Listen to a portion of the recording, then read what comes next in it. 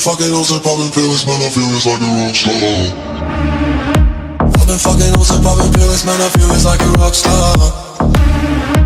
All my brothers got that gas and they always be smoking like a rock star. Fucking with me, call up on the Uzi and show up and then they shot that. And my homies pull up on your block and make that thing go grata-ta-ta.